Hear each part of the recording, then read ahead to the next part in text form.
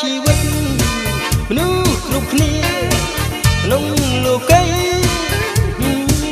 ទួជាតិសាវ័យមានគ្រោះស្មោះសរនឹងស្នេហាស្មោះសរនឹងស្នេហាដូចជារូបបងខំលំត្រកងរូបស្រស់នួនអងគ្រប់ពេលវេលាក្នុងភូមិមានស្នេហាគោព្រួយព្រោះស្នេហារីករាយព្រោះស្នេហាមានឧបសគ្គបងក៏មិនហាស្ដីជប់ចំណងស្នេហាទាំងប្រុសស្រីព្រៀងភើបផ្សាយសោកាវល់រៀងរាល់ថ្ងៃជាក៏មិនផុតវត្តសង្សារលោកីនេះហើយក្តីស្នេហាដែលមនុស្សគ្រប់គ្នាតែងស្ម័គ្រមេត្រីស្នេហាទីណាមានស្នេហាពិតតែនៅទីណាតែមានស្នេហាពិត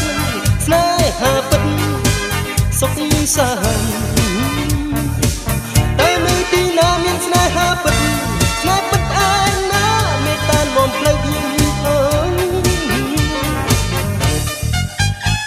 មានស្នេហាគោព្រួយព្រោះស្នេហារីករាយព្រោះស្នេហាមានឧបសគ្គបងក៏មិនហាស្ដីជាប់ចំណងស្នេហាទាំងប្រុសស្រីព្រៀងភើបផ្សាយសោកាវល់រៀងរាល់ថ្ងៃជាក៏មិនផុតវត្តសង្សារលោកីនេះហើយក្តីស្នេហានេះគឺជារឿងស្នេហា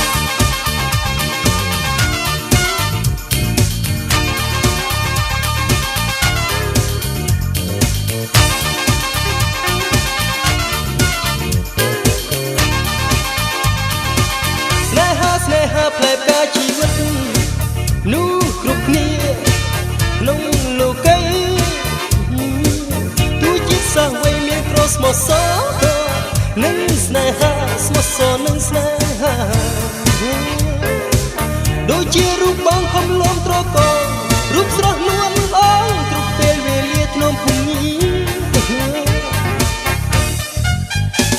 មានស្នេហាគោព្រួយព្រោះស្នេហារីករាយព្រោះស្នេហាមានឧបសគ្គបងក៏មិនហាស្ដីជាប់ចំណងស្នេហាទាំងប្រុសស្រីព្រៀងភើបផ្សាយសោកាវល់រៀងរាល់ថ្ងៃជាក៏មិនផុតវត្តសង្សារលោកីនេះហើយក្តីស្នេហាមានស្នេហាគោព្រួយព្រោះស្នេហារីករាយព្រោះស្នេហាមានឧបសគ្គបងក៏មិនហាស្ដីជាប់ចំណងស្នេហាទាំងប្រុសស្រីព្រៀងភើបផ្សាយសោកាវល់រៀងរាល់ថ្ងៃជាក៏មិនផុតវត្តសង្សារលោកី